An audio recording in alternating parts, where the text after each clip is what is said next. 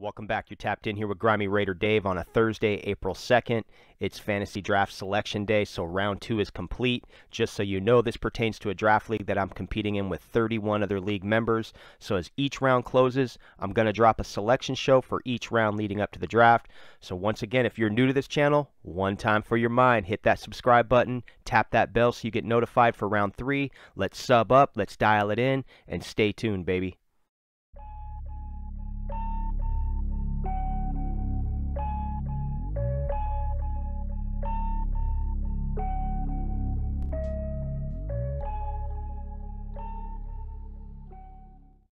All right, so the picks are in. Here's the outcome. It's the second round of the 2020 Mock Draft League. We got some notable picks to go over here. You got Jordan Love, who goes to the Patriots right there. Zach Bond, who ends up in the second round as well right here too. So I got a couple favorites myself in this round. I'll point those out real quick. Yatir Gross-Matos, the edge rusher from Penn State. I haven't been big on Penn State players since like LeVar Arrington, but this guy, even though he doesn't look crazy reckless, he doesn't come off as fierce, like this fierce, wicked edge rusher, you know, that Arrington was, and that's why I like LeVar Arrington a lot. But check this out with him, man. What I see is I see like a Michael Strahan in the developmental process, man, and measurables are very similar. I don't know why the guy just, the way he comes off the edge, just very reminiscent of Michael Strahan, in my opinion. Now, another one that stands out to me is Clyde Edwards-Helaire, man, the running back from LSU. And 4 running backs go off the board. You can see that right there. All right, so with the running backs highlighted here, obviously DeAndre Swift, the best running back in this draft. He's probably going to go in the first round. We saw what, you know, the Raiders, they take Josh Jacobs, number 24 overall. He was the first running back taken off the board and one of the biggest difference makers as far as a draft pick could make on a team. So maybe DeAndre Swift, maybe running backs trend back up into the top 20. That's just a, you know, something that kind of sitting in the back of my mind, but this is a draft loaded with playmakers. So J.K. Dobbins, rightfully so there in the second round. I think he's high-end first round or second round pick, just as he's slotted right there. And then you got Jonathan Taylor. Here's another guy who can creep into the first round with that speed. He ran a good 40. And not only that, you know, shows great athleticism. And not only that, Wisconsin players can't be looked past. We know what Alec Ingold, undrafted free agent Alec Ingold, did, a fullback. He showed playmaking ability, catching balls out of the backfield. And not only that, he's been a monster at fullback for the Raiders. So never look past any Wisconsin player, in my opinion. Those guys have been spot on the last few years. I like the program that they're running there, and they just bring out pro-ready football players. So now here's the one that stands out to me, and this is the guy that I got my eyes on even for the Raiders to draft, and that is Clyde Edwards-Helaire, man. Spitting image of Maurice Jones-Drew for the most part. He's got that one-cut ability. He's 5'8", small guy in the backfield. Kind of like Sproles to a certain degree too, receiving the ball at the backfield. So once again, you know, adding that committee of backs is a big deal to me. If you guys have listened to the podcast for a while, you know that I'm big on adding more backs every year. Every year on my mock draft, I have a running back because look what Denver's done. Look what Kansas City's done in the last 10 years, just 20 years in general. But they always have a back ready to step in. It goes back to Terrell Davis with Denver, man. They always had those 1,000-yard backs. I think it's crucial for an NFL football team, especially with the duties of a running back in the NFL, is to always stack that committee and have a change of pace back ready to go. And I think Edwards-Helaire just offers that. He offers that outlet in the passing game on a third down, you know, and this is just a huge upgrade over Jalen Richard. And I know he just re-signed, but you know, this is one I'm keeping my eyes on right here. I know Maurice Jones-Drew, he was a second-round pick, so he's right around drafted the same area as Maurice Jones-Drew. But then you think about Darren Sproles, who slipped to the 4th round. I know he came out of a smaller school, but yeah. So give me your thoughts on Edwards-Helaire, man. I just think it'd be great to have that outlet back for Derek Carr. And you look at what these teams done in our division. I mean, you just look at the Chiefs and the Broncos, man. I hate having to say this, but each team has won a Super Bowl in the last 10 years. The Raiders need to follow that trend at some point to compete in this division and get us our 4th ring. So now jump into the cornerbacks. 7 cornerbacks come off the board in the second round. 4 went off the board in the first round, so that's 11 total so far through 64 picks. Most notable here, Christian Fulton out of LSU. It's up and down, man. Is that guy a top 20? Is he going to fall the second round? That's the big ticket question there. Sorry, phone was ringing there. So A.J. Terrell, another one, man. He could be in the first round. Now, here's the one that I selected for the Colts, Jalen Johnson. I'm going to pull up his report real soon. I have a draft report on him. So, you know, and as far as most notable goes as well, another thing I wanted to show is look what the Chiefs do here at number 63. They add Chase Claypool, man. 4.3 40 out of Notre Dame, wide receiver that may be converted to a tight end. The fact of the matter is they add speed here, and this is the dangerous part, and this is where the draft gets dangerous for us, you know, competing with the Chiefs in this division. This is a team, not that this really happened, but this realistically could happen.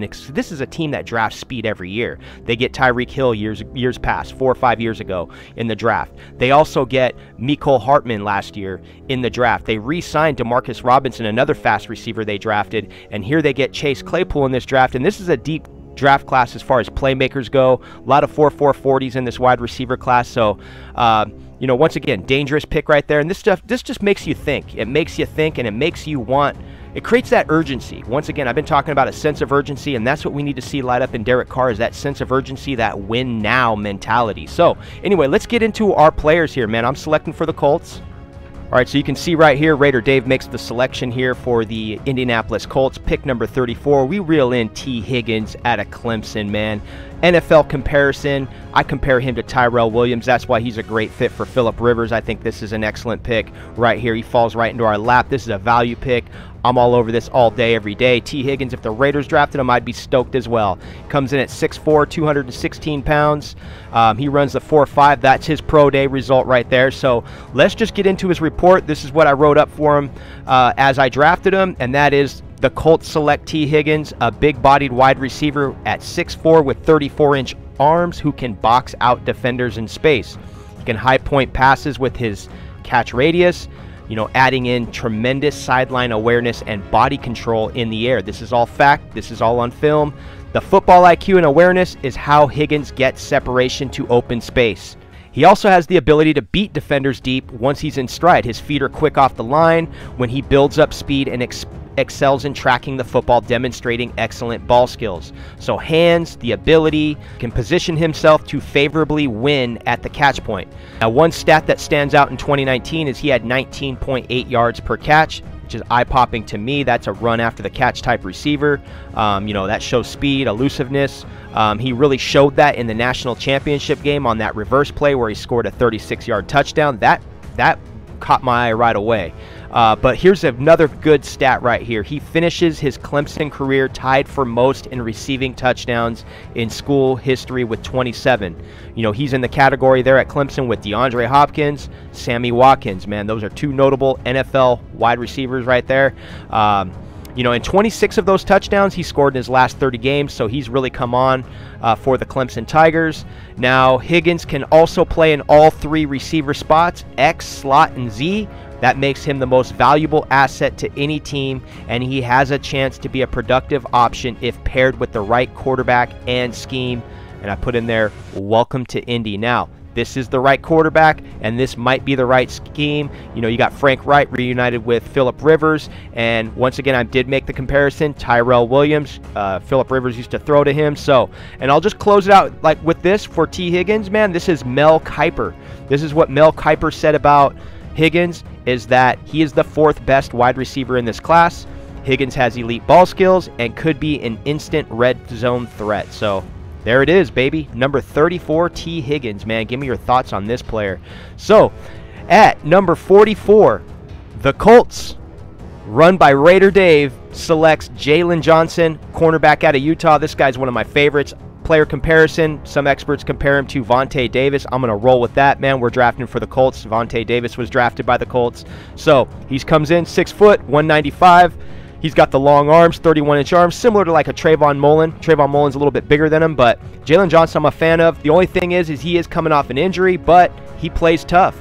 So let's get into the report here. Colts select Jalen Johnson, a premier bump-and-run defensive back who faced many of the nation's best wide receivers, including a few worth noting in this draft class. Johnson could be considered a risk-reward pick at 44 due to a scheduled shoulder surgery immediately after the combine. Not too many are talking about this.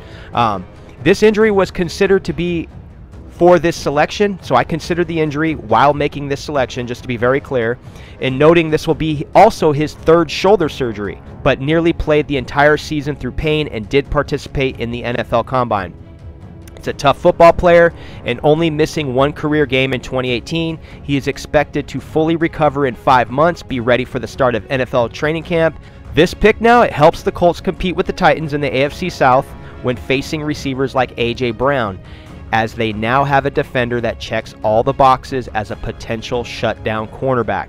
Johnson is versatile. He can play man, he can play zone, but the most important part is he is physical, and his toughness is surely unquestioned. We mentioned those injuries. This guy wants to play football. Welcome to Indy. All right, so now that you see how first round shook out, you see how the second round shook out, who's going to fall to the Raiders in the third round? That will be the next topic on the next show when we get to round 3, man. I hope you guys enjoyed this one. Have a great day. Stay safe. Public health #1. I'm Raider Dave. We're going to close this one out. I'll talk to you again. Peace.